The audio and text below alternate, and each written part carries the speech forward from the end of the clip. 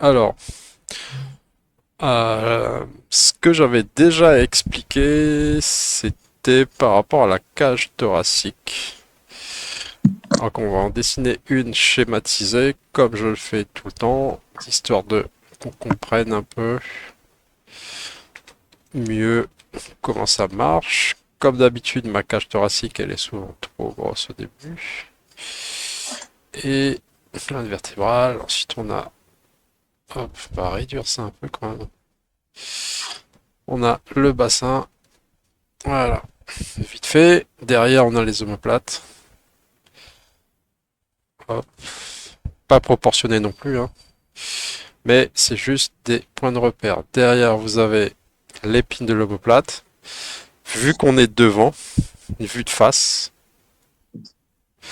euh, l'épine elle sort comme ça. Mais on va voir vraiment l'intérieur en fait.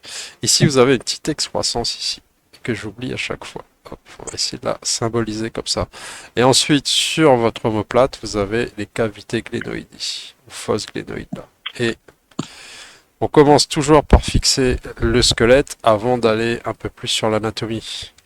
Du coup, on va fixer l'humérus, donc la tête de l'humérus lui-même. Et au niveau du squelette, vous allez avoir ensuite deux os cubitus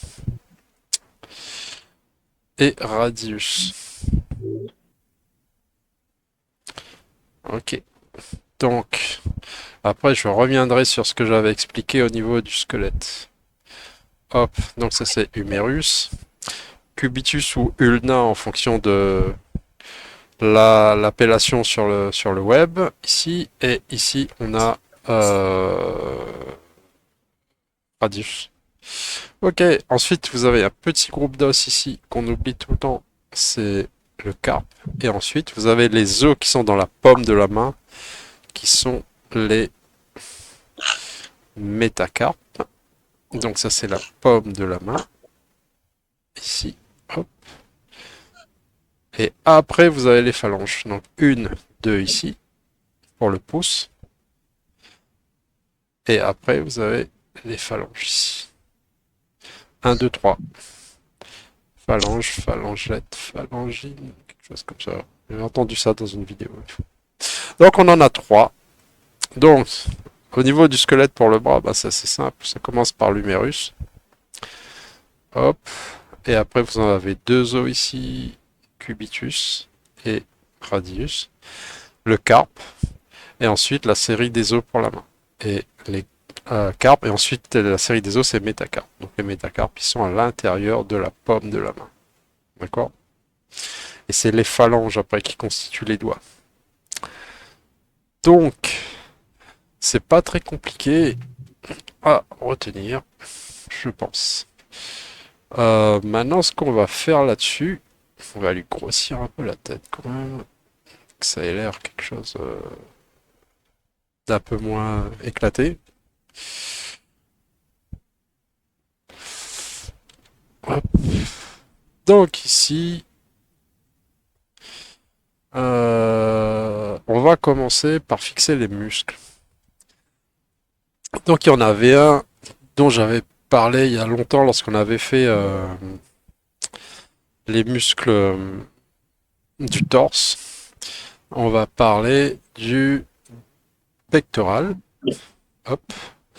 Et donc, votre pectoral, vous avez la cage thoracique qui est là, et vous savez que votre pectoral, il va se fixer sur le point d'insertion à peu près ici. Par contre, ça part de là. Vous avez, ça se divise en trois, le pectoral. Vous avez la partie sternale, la partie abdominale et la partie claviculaire. Ah, j'ai oublié les clavicules.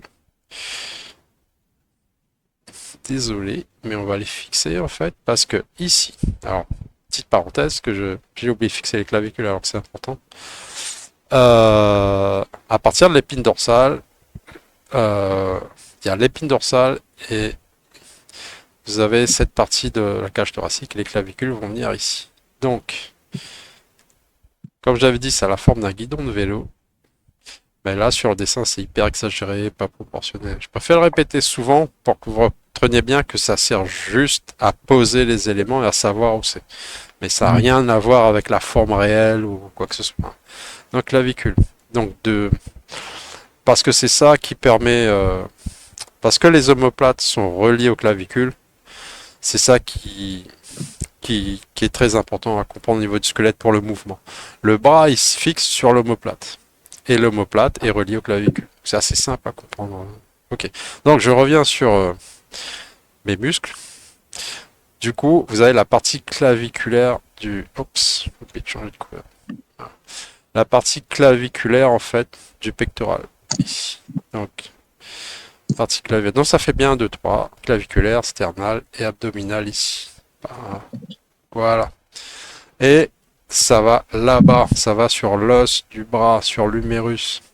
Donc il n'y a pas de pectoral sous forme de boule ou je sais pas quoi qui flotte dans l'espace. Ça a cette forme-là et ça va vers le bras. Et si le bras se lève, le pectoral, comme il est attaché dessus, le pectoral, il se lève avec. Il y a des dessins sur le Discord. Euh, Après, ce que j'avais dit une fois, c'est que bon, ça je viendrai après. Euh, Celui-là, c'est pas forcément un muscle du bras, parce que la plus grande partie va se situer sur le torse. Mais j'en parle parce que son attache est sur le bras. L'autre muscle qu'on peut considérer un peu plus comme un muscle du bras, même si c'est celui de l'épaule, ça va être le deltoïde. Donc le deltoïde, il est là. Ça, c'est la partie claviculaire. C'est pour ça que j'étais obligé de... J'avais oublié, donc j'étais obligé de fixer le deltoïde. Ensuite, le deltoïde va faire le tour de l'épaule. Donc, si je fais un petit dessin de profil, vous avez votre omoplate ici, l'épine de l'omoplate là, votre clavicule. Là, c'est hyper déformé, hein. Donc, c'est juste pour vous expliquer comment ça marche. Et fosse glénoïde ici. Et donc, votre deltoïde. Par contre, Max, si jamais tu parles, coupe le micro. Parce que ça fait bizarre. Tu m'entends? Ouais, désolé. Ok. Et alors, je reprends. Du coup, j'avais dit qu'il y avait une partie avant. Et du coup, la partie claviculaire, ben, pareil, le deltoïde, il fait s'arrêter dans la région du pectoral ici. Pareil. De toute façon, on va voir une planche d'anatomie, sera plus clair. Donc, ici, il y a l'humérus. J'ai dit qu'il y a une partie avant du deltoïde, partie centrale, ici. Et vous avez une partie dorsale, on va dire, qui va s'attacher sur l'épine de l'omoplate. Si on prend notre omoplate vue de dos, hop, et ben votre deltoïde, il y a une partie qui vient là. Et ça, c'est la partie centrale. Là, on est de dos, hein, parce qu'on voit bien l'épine. On va essayer de voir ça sur le modèle 3D. Parce qu'on a un modèle 3D, ça va faire moins... Du coup, ici, vous avez bien la partie claviculaire ici. Ça, c'est notre deltoïde, partie claviculaire. La partie centrale, une espèce de marque ici. Et vous avez bien l'épine de l'omoplate là. Parce que si on descend, on va descendre. Ça, c'est, vous voyez, ça, c'est l'épine de l'omoplate. Et si on remonte, donc c'est la partie, on va dire, dorsale de votre deltoïde. Donc il fait le tour. Et il s'attache sur le bras. Et vous voyez bien que le pectoral, il va aussi dans cette direction. D'accord? Toc, et il va là-bas. Ok. Donc, premier muscle du bras et de l'épaule, on va dire. Euh, et après, on va parler du biceps. Le biceps, lui, il va... votre pectoral, là, je l'ai mal dessiné pour vous expliquer le pectoral. En fait, il va arriver un peu plus comme ça. Votre biceps, il va arriver là. Hop. Et ce qu'il y a à comprendre du biceps, bah, bi, c'est qu'il y en a deux. Et il y a une partie qui va s'attacher. Il va se terminer en deux parties. Une là et une là. Ok. Pareil pour le haut du biceps. Ça va remonter vers les os. En fait, votre biceps, c'est pareil. C'est comme j'avais dit, c'est pas une boule. C'est pas même pas une espèce de losange qui flotte. Tous les muscles ont des attaches. On va aller voir sur la 3D pour bien voir toutes les attaches. Mais déjà, savoir que quand vous dessinez un bras et que vous faites un biceps, eh ben, il peut pas flotter dans l'espace comme ça. Parce que il a des attaches en fait. Il va commencer là où il commence, on voit pas en fait. On voit qu'une partie comme ça et après ça repart en tendon ailleurs. Hop. Ok. Donc le biceps, il est ici. Ok. Voilà. Maintenant, on va essayer de voir ces fameuses attaches. On va le voir en 3D, c'est plus simple. Parce que là, en petit schéma comme ça charbonne trop à chaque fois. Hop. Alors, on va sélectionner. En fait, il y a la long head, c'est la branche short head, long head. C'est les deux parties. Donc, il y a une première partie ici et une deuxième partie là. Et on va essayer de sélectionner les deux. Voilà. Donc, vous voyez bien que, euh, en fait, ça va se prolonger dans l'aponévrose ici. C'est pour ça qu'il y a une partie qui va s'attacher sur l'os là-bas. On va prendre ça, on va essayer de descendre un peu. Je sais pas, avec la transparence, on voit pas bien. On va sélectionner celui-là. Voilà, vous voyez que ça s'attache sur l'os ici, comme je vous avais dit. Et d'ailleurs, il s'attache sur le radius. Voilà, c'est votre radius. Et il va s'attacher. Et l'autre partie, ça va se terminer en aponévrose. C'est une espèce de. On va fermer ça. On va fermer ça. Hop, on va remonter. Voilà, ici. Et en fait, ça ceinture un peu tous les groupes défléchisseurs qu'on verra tout à l'heure. En tout cas, vous savez, le plus important à retenir, puisque ça doit rester simple. Sinon, ça devient trop compliqué. Ça s'arrête pas là, en fait. C'est ça le plus important. Ça part un peu ici, ça part un peu là. Et si vous remontez, pareil, ça va aller au niveau de la fosse glénoïde, etc. et du coracobrachial. Donc, je vais pas aller trop vite. Voilà. Donc lui, comme je l'ai dit, ça va aller derrière, ici. Hop. Vous voyez que cette partie du biceps, ça remonte derrière. Et l'autre, c'est un autre os de l'omoplate dont je parle jamais parce que je fais jamais tout ce qui est profond. C'est le coracobrachial. C'est un bout d'os qui dépasse là. Ah non, je me suis trompé. Bah non, je ne me suis pas trompé. Scapula, c'est l'omoplate. Et ici, je zoome. Voilà, vous voyez l'os ici. Enfin, on voit un peu mal aussi ici. Et vous allez avoir l'autre partie du biceps ici. Donc ça, c'est le le coracoïde, excusez-moi. Il ne faut pas que je m'en mêle les pinceaux. Le coracoïde, et vous avez l'autre partie du biceps qui descend là. Après, je sais pas si je ferai tout compliqué comme ça, parce que ça complique la sauce inutilement. Donc, ça descend, vous voyez que ça descend. Vous voyez que le biceps et le pectoral, ça recouvre les deux. Ok. Donc, voilà. Hop. C'est ok pour ça. Donc, je veux plus voir de biceps comme des boules qui flottent dans l'espace. On va aller de profil pour essayer de voir les deux autres muscles qu'il y a. Alors oui, il y en a encore trois, mais il y en a un que je vais pas faire. C'est justement, c'est le coracobrachial, mais on va le mettre de côté. De profil. Hop. Toc. Omoplate. Épine. Hop. Clavicule. Toc, toc.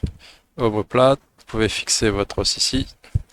Alors dans le genre schéma complètement éclaté, mais je pense que vous commencez à saisir l'idée de tout ça.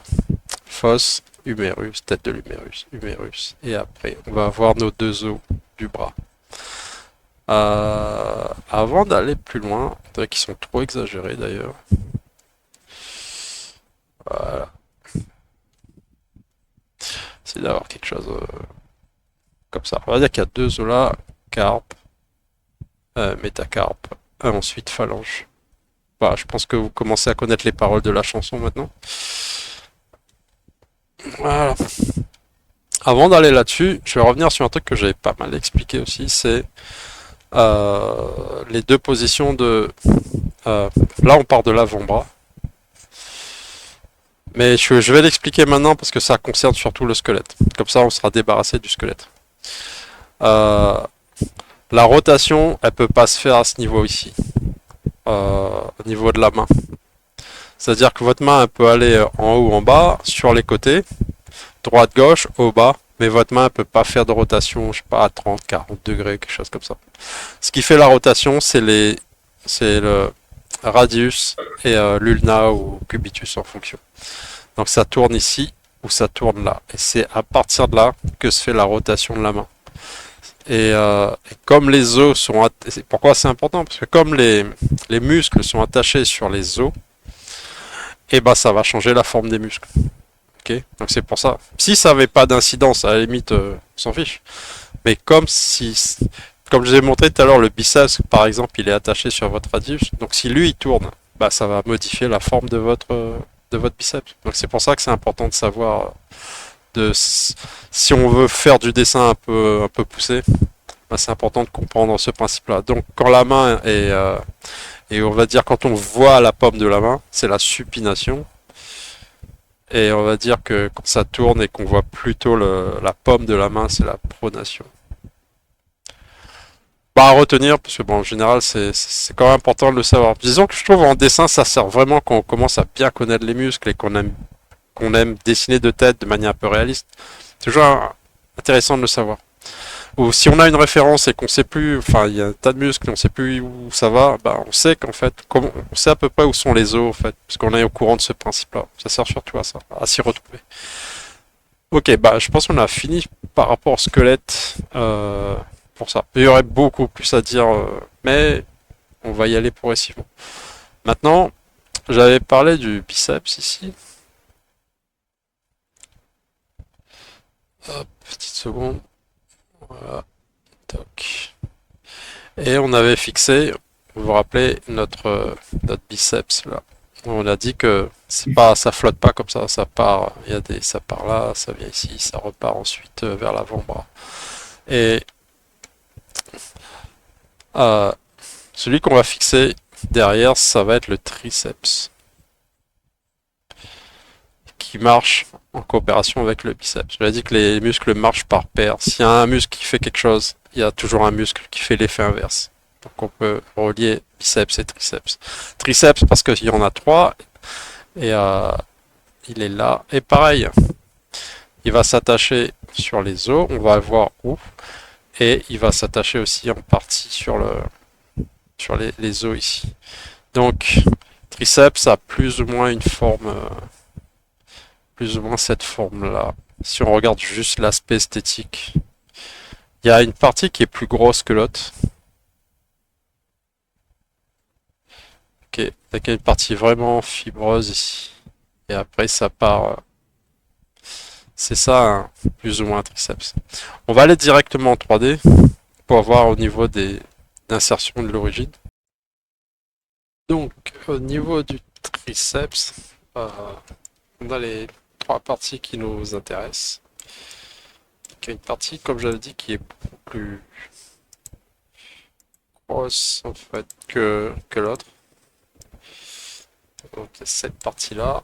Ensuite, vous avez la partie du triceps ici et la troisième. Et donc, comme j'avais expliqué, ça remonte. Une partie va aller vers l'omoplate ici. Je vais voir avec la transparence si ça fonctionne un peu mieux.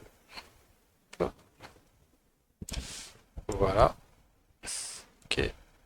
Si on peut voir sur cette bulle-là, une partie va vers l'omoplate. Cette partie ensuite du triceps va aller vers l'humérus. Et ensuite, et que ça se termine vers les os de l'avant-bras ici. Donc, si on essaye de voir un peu plus après avec le biceps, je sais pas si je veux me l'afficher. Hop, ici. Et cette partie-là. Donc, vous avez triceps et biceps. Voilà. Ok. Donc ensuite, on ira voir le brachialis, qui se trouve au milieu. D'accord. Le brachialis se trouve au milieu, c'est ce muscle-là. Donc ça, on verra en dessin. Le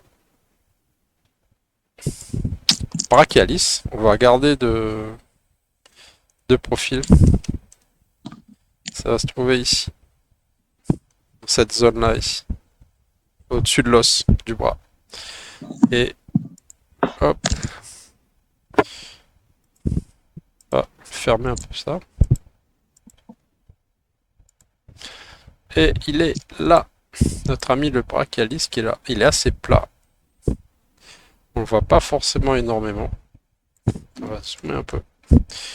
Et si on essaye d'avoir, est-ce que je peux avoir l'os ici ou pas?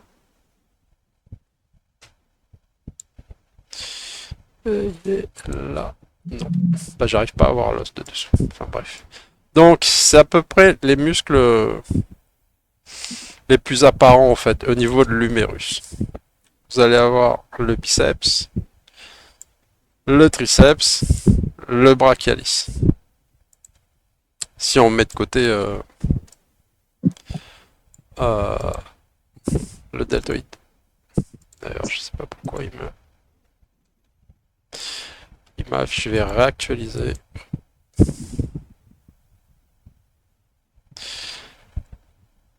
Donc au niveau de l'humérus, vous avez trois muscles. Triceps, brachialis, biceps. À la limite, on va dire 4, ça va nous permettre de rajouter, le deltoïde. Bon, maintenant on va descendre sur l'avant-bras.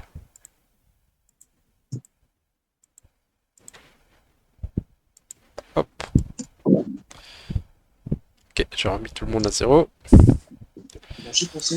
Donc, vraiment ce qu'il y a à considérer au niveau de l'avant-bras, c'est peut-être pour commencer ne pas se perdre dans tous ces petits muscles. L'idée c'est de regrouper tout ça et d'essayer de comprendre surtout les masses. En général, ce que je vais considérer d'abord sur l'avant-bras, c'est cette partie des muscles ici. Cette bande ici, qui est entre le triceps et le brachialis. Cette bande de muscles, c'est le carpo et brachioradial. Donc vous avez le brachioradial ici. Carpiradial ici. Vous pouvez prendre celui-là.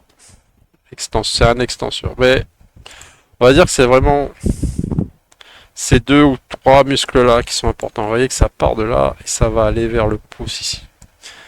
D'accord. Et ça, si vous regardez de, de face, vous voyez que ça influe vraiment sur la forme de l'avant-bras. C'est ça qui nous intéresse, c'est comment les muscles changent la forme du personnage. Et du coup, si j'essaye de reprendre ici, sur notre petit schéma éclaté, donc ça va devenir quelque chose qui va partir de là, entre triceps ici et brachialis, et aller là-bas.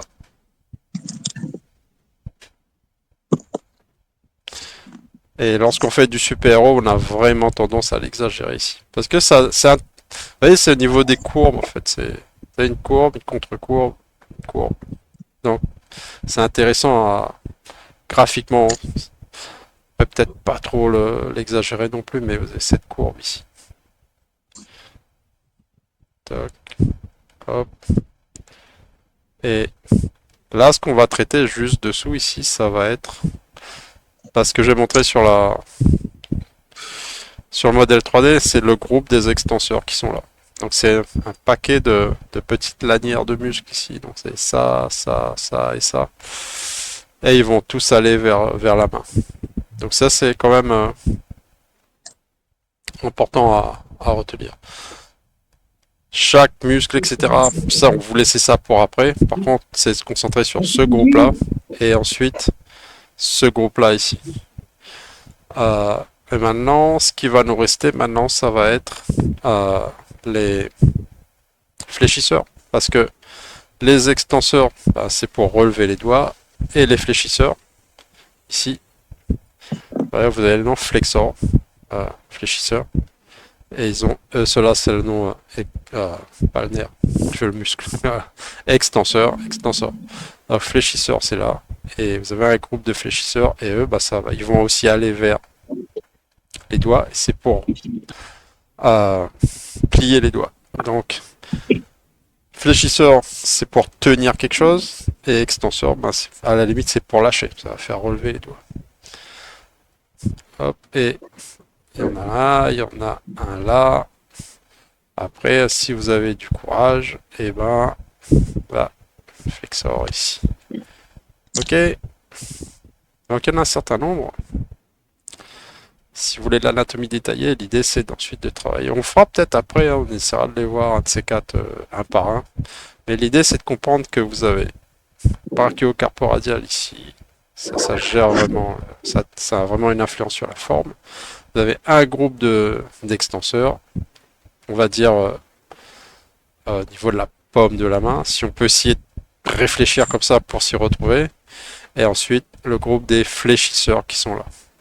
Et en fait, c'est tout ce qu'il y a à comprendre au début pour l'avant-bras. Il n'y a pas forcément besoin d'aller sur des choses très compliquées au début. Parce que dès que vous essayez d'aller sur le très compliqué, d'un seul coup, c'est indigeste.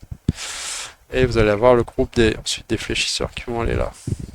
Et juste pour la partie vraiment, on va dire la partie graphique vraiment, euh,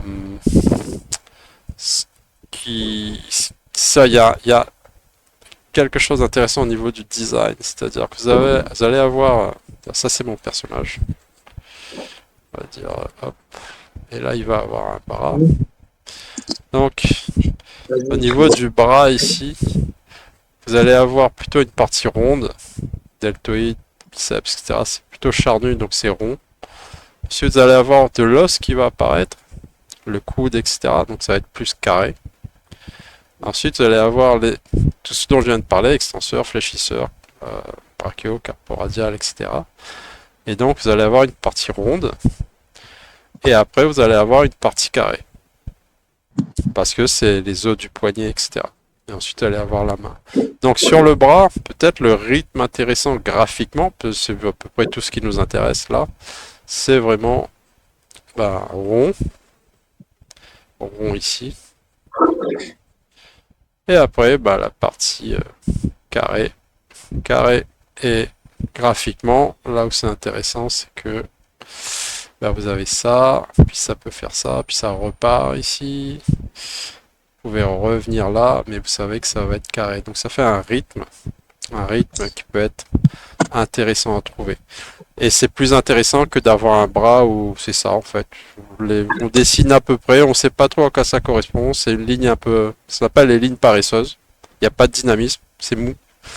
Alors que là, comme vous avez une idée du dessin, enfin des muscles, etc., et des différentes formes, vous pouvez vraiment rythmer votre trait. Et c'est avec ça que vous donnez une certaine personnalité. Vous pouvez l'exagérer, le styliser vraiment, ou être plus proche du réalisme. Mais vous devez trouver une espèce de rythme, etc., dans votre dessin. Et avec l'anatomie, déjà juste en comprenant les gros morceaux, vous pouvez vraiment donner plus de caractère à votre dessin. Donc au niveau du bras, c'était à peu près tout. On va pas faire la main. Donc si vous avez deux os ici, je l'ai dit, il y a un petit groupe d'os là. Et c'est le carpe. Et c'est ce groupe d'os là qui, vu de face, a à peu près cette forme en demi-lune. Comme ça. Enfin, ouais, c'est ça. C'est creux, on va dire, ici. Et parce que ici, vous avez des tendons qui vont passer. Canal carpien, il me semble. Et tendon passe là. C'est pour ça que ça a cette forme là. Donc, sur ce groupe d'os ici, sur les carpes, vous allez avoir ensuite les métacarpes. Hop. Qui sont eux à l'intérieur de la paume de la main. Mais pour la main, ça va être une autre histoire. On reviendra dessus après. Donc, résumons cette histoire de bras. Deltoïde, biceps. Maintenant, vous savez que c'est pas juste quand je dessine un bras, c'est pas biceps est là. Voilà, le truc est là. Hop, ça s'attache nulle part, ça flotte. Non, non, il peut se gonfler en fait le muscle. D'ailleurs, il n'y a que deux états possibles pour un muscle. Soit il est actif, il est gonflé, soit il est passif, il est allongé. Mais à ce moment-là, vous allez avoir des tendons qui vont apparaître ici.